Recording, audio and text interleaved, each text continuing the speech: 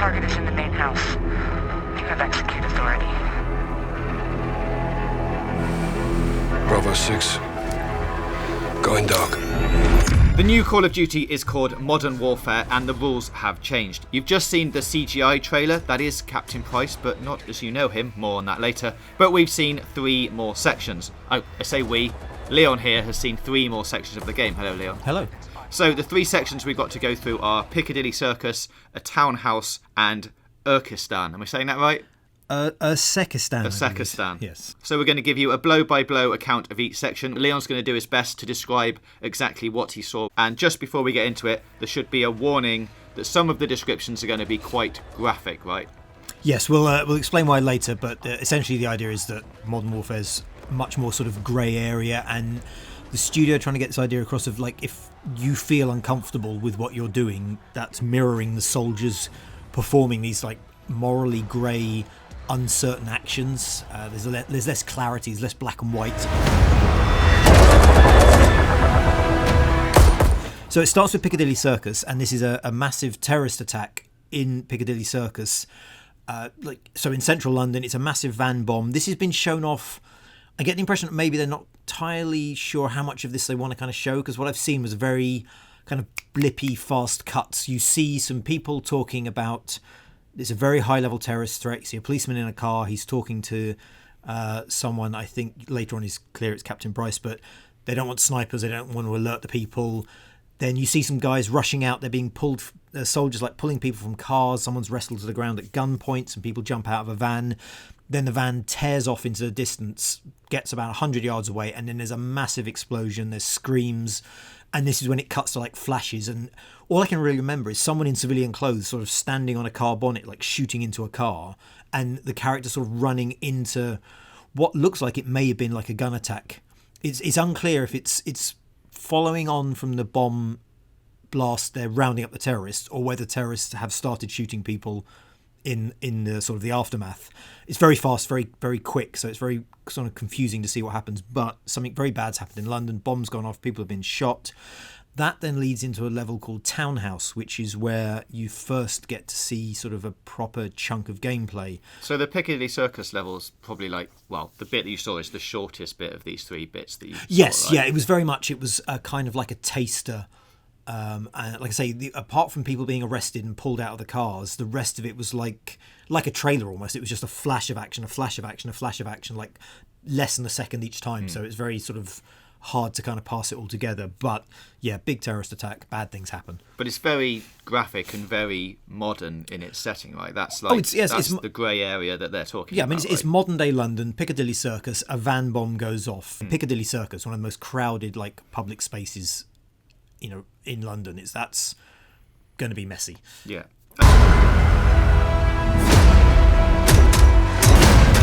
And that then leads on to the townhouse section, which is you as an SAS soldier. Yes, I believe so. It's not really entirely clear sort of who you are, but you're a tier 1 operative. I believe it is the SAS. And yeah, so intel from a character I think called Sergeant Garrick, and it's not clear if that's you or someone else.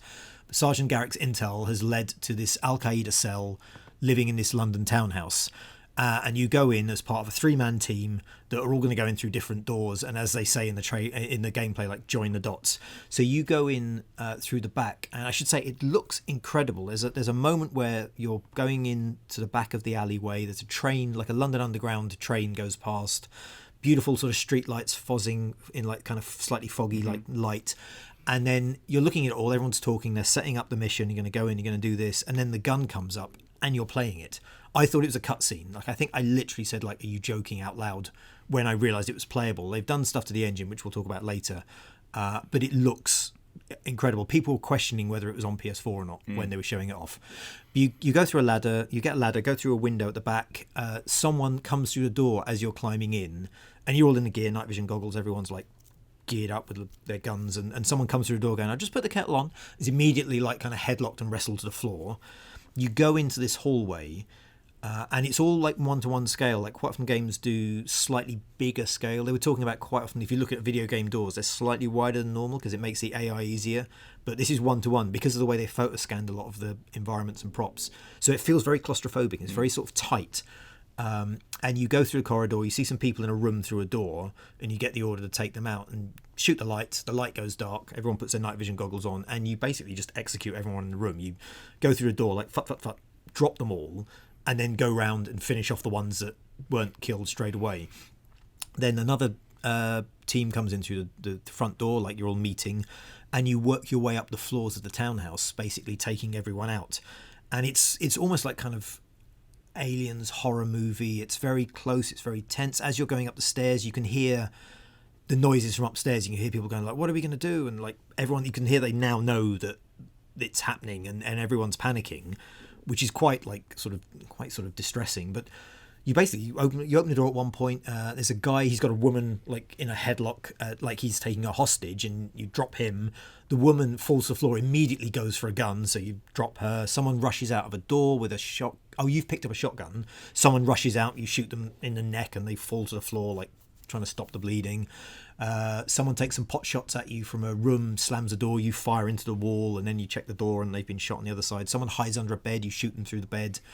It's got echoes of Crew Expendable, which is the boat mission where you're killing sleeping people, and you don't initially know why or if you're right, but you're told to kill the sleeping people. There's also elements of when you rescue Nikolai, when you're moving through a house in the dark and no one can see anything, and you're just literally shooting people on the floor trying to find their way around. So this continues. You work your way all the way up to the top. At one point you hear someone going, what are we going to do? And you hear someone saying, use the child, and you hear a baby crying, and you go into a room and everyone spreads out, and you see a woman like pick up a baby and like hold it up to you, and it's not entirely clear whether she's like using it as a shield or whether she's going like, look, I have a baby, don't shoot. And she's like immediately wrestled off to one side. You don't really get a chance to do anything with that for obvious reasons, but it's quite like, you're crawling through his house, people are screaming, babies are crying. It's quite intense. And then eventually you get to the top, and you force open the door. There's a woman going, don't shoot, they took me hostage. And as she's talking, she's sort of edging towards a desk, and then she turns and makes a run for the desk, and you shoot her, and she still tries to get up for the desk, so you shoot her again. And then when you go over, there's a detonator, like one of those remote control car style detonators, and there's like maps and things on the wall. So, and it looks like you don't know, it's not clear what she was going to detonate, but they mention this stolen Russian nerve gas.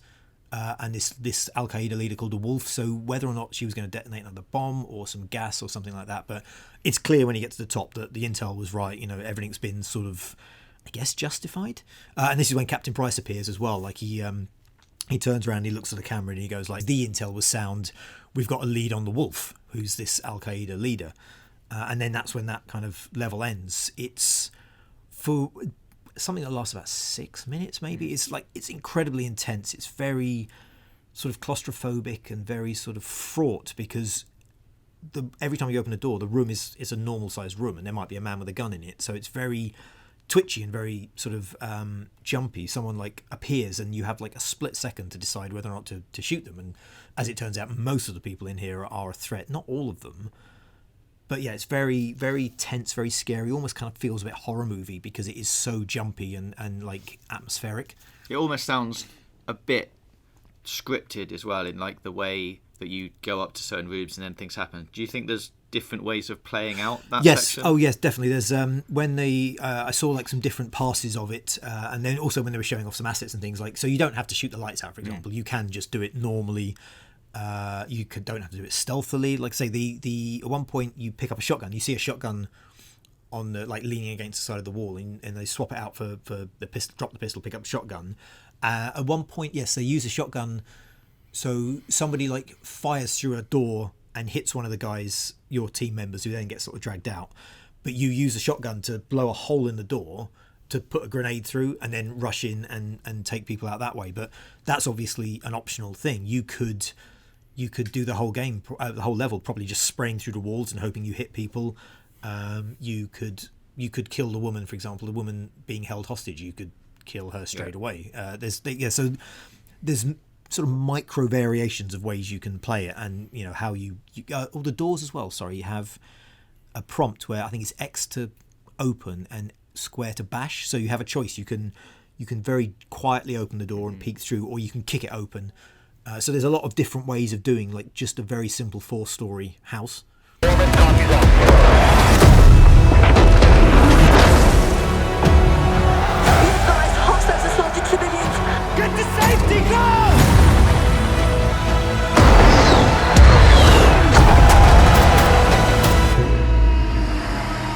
Okay, and then we're assuming that intel all comes together and you're hunting the wolf, and that's maybe where you end up in Ursekstan. Well, Ursekstan is interesting because the bit I saw was actually a 20-year flashback. The sort of the story, as much as I've been piecing it together, is that there's a Russian general called Burkov. So there is a terrorist presence in Ursekstan, and this Russian general called Burkov has been trying to control it. But he's sort of, the implication is he's gone too far on the other side of the line, and so he's literally shelling villages, shooting the villagers, gassing the place. And the flashback you have is 20 years earlier. There's two characters called Farah and Harid who will eventually become freedom fighters that you play alongside. The game apparently is 50-50 Tier 1, 50-50 freedom fighters, and these freedom fighters and Captain Price's team will eventually work together, as far as I understand it, to take down this Russian general who's gone rogue. But you first meet Farah and Harid, who are will become the rebel commanders, but you meet them as like 7 or 8 year old children. And the first time you meet Farah is she's buried under rubble and like looking at her dead mother under the rubble. And then you see a prompt to pick up a rock and you're banging on the sheet of iron. And then rescuers like pull you out, and it's the white helmet guys you quite often see in those sort of pulling people from shelled buildings. You're pulled out. The father arrives, tries to take you home. As you're heading home, the Russians are gases appearing like they've gassed the place, but the Russians are also just shooting people in the street. They're just rounding them all up and executing them on their knees in the street. So that's all very, very sort of stern. And you're playing as a small child. You get back to the house. It's like a narrative thing, essentially. You're following the father and seeing the story of what's happening, much like when the president, Al-Falani, is in the back of the car in the original game. He's being driven through, and you get to see the reason why things are happening. And it's a similar sort of setup. But you get back to the house, a Russian soldier comes into the house, kills the father, like machine guns but point blank range. And then you, as Farah, as this basically 8-year-old girl, you are ducking through these little air vents in the floor. They're like, not in the wall, sorry, they're like floor level air vents in the house, and you're sort of ducking through them to get behind him and stabbing him basically in the backs of the legs with a screwdriver, because it's all you can reach. You're tiny. And this happens a few times. You're sort of stabbing him in the legs, and each time he's getting more and more angry. And eventually your brother also helps, and you get him to the floor and split his throat and kill him, which is pretty sort of traumatic. You then you get his gas mask. The brother's already got a gas mask. You steal the Russian soldier's gas mask, and then you escape through the town. And again, it's a sort of a narrative thing. You sort of see the people that haven't been shot are like frothing and convulsing on the floor. There's dead animals everywhere, and you make it to a truck pool. And I think you decide to steal a truck, but it ends with Farah picking up a revolver that's massive in her tiny hands, and sort of you can see like the way the camera it wobbles. She's struggling to sort of hold it, and it ends as you point it at a soldier, and then there's a bang of it goes black as a gunshot goes off, but that's obviously going to be the first person you kill, I guess. And that seems to be the end of that flashback, but it's in part explaining why they become freedom fighters and why they become rebels against this Russian guy. And one of the lines they mentioned during all the presentations and the talks was like, one man's freedom fighter is another man's terrorist, or another man's terrorist is a freedom fighter. But the idea of like, depending on which side of the line you're on, you're either a hero or the bad guy. So the terrorists in London, obviously bad, whereas these freedom fighters are good, because it's setting up this idea of like, they are the underdogs. They are being sort of harassed and oppressed and abused by this other power. Okay, well, those are the 3 main sections that we saw. There's a few other things to talk about as well, a couple of extra little bits. First off, we briefly mentioned already, is Captain Price but not played by the same actor. Yeah, so it used to be Billy Murray, who was the original voice actor. I mean, he's 77 now, and this is fully mocapped, so they needed a new person. And again, they talked about like James Bond, so the guy they've got is a guy called Barry Sloane, who used to be in Hollyoaks. He's also been in Revenge, but he's also been in History Channel's 6, which was a show about Navy SEALs. So he's done Navy SEAL training. They said when I interviewed the 2 lead designer guys that he'd done a version of Buds, basically kind of Navy SEAL, first step Navy SEAL training. So he's gone sort of full method in it. He's played all the games. He's sort of creating his version of Captain Price. In the trailer, I genuinely thought it was Bill Murray to start with, because he's got that kind of voice perfect, but it's not an impression, it's not a recreation, it's his version of Captain Price. And because they need doing all the mocap, so the townhouse level, for example, they scripted it and designed it all, but then they actually got Navy SEALs they built the townhouse on the mocap stage and got Navy SEALs to show them how they would clear that house. So he's doing all of that stuff. He's doing all the mocap action and all the tactical stuff. He also helped train some of the other actors because he'd done all the previous training in the past. He was a sort of a bit more experienced, so he could have kind of helped tutor like the player character and other people through it, which helps kind of build the idea that he's the one you aspire to be, kind of thing. Now, obviously they're trying to tell quite a difficult story here with the themes and the concepts that they're going for. A lot of people, when they left Infinity Ward a while back, went to Naughty Dog, and a lot of those people have come back. Jacob Minkoff and Taylor Kurosaki, who are both sort of overseeing the narrative and the single-player side of things, they both are ex-Naughty Dog people that worked on multiple Uncharted's and The Last of Us. So they've brought sort of Naughty Dog's ideas over, and they were talking about how like Infinity Ward, the way they used to make the Call of Duties and the way they used to make like Modern Warfare would be come up with some really cool action and set pieces and ideas for gameplay, and then work out how to string it all together, whereas they're much more kind of, they'll have really cool ideas for story, they'll have really cool ideas for gameplay, and they'll be back and forth like, we have this story idea, what gameplay have you got? We have this gameplay idea, what story have you got? And they're back and forth the whole time trying to merge it all together as they go.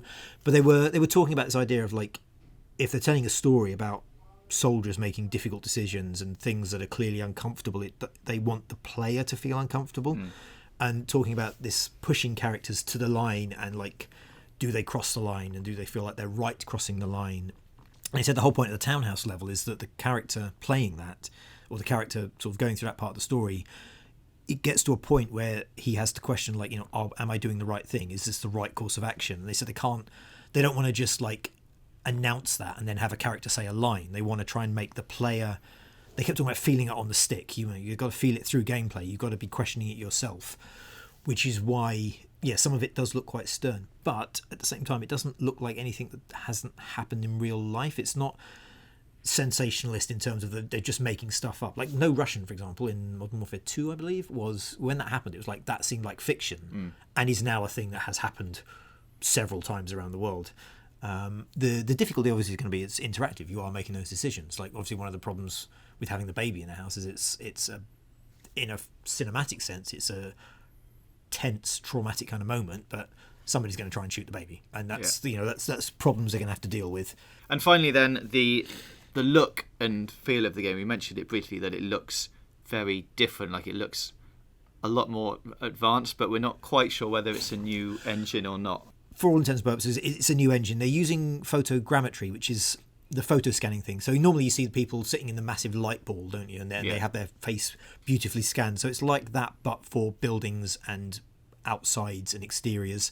So they were scanning like rubbish and mattresses. They were saying like people come into work and go, I saw a great pile of rubbish on the side of the interstate. Can you go out and scan it? So they take the scanning equipment out. People bring in mattresses. I found this really skanky mattress. We should scan it. I think someone lost a car in the wildfires, and they brought their car door in, so that's in the game. And some people like would lay down in the scanning booth to be scanned in as bodies. They scanned like whole buildings, they scanned facades. They also used drones, so they've scanned like entire coastlines, and it shows, especially in the townhouse level, it looks like CGI level cutscene, and then the gun comes up, and you realise you're playing it. So it's added this like incredible level of like textural detail in terms of surfaces, and they talk about like micro textures and stuff, so you can go right up close to things and they still hold their integrity. They don't pixelate or break up. And it's also had an effect on the game because obviously if you're scanning bodies and bikes and walls and mattresses, you have to maintain a 1-to-1 scale, so everything is more real scale. But it does look, the townhouse level especially looks incredible. Well, there you go. That's the overview of the 3 sections we saw of the new Modern Warfare coming out in 2019. Thank you very much, Leon. We'll have much more on Call of Duty as we get more access to it, so stay here on GamesRadar Plus.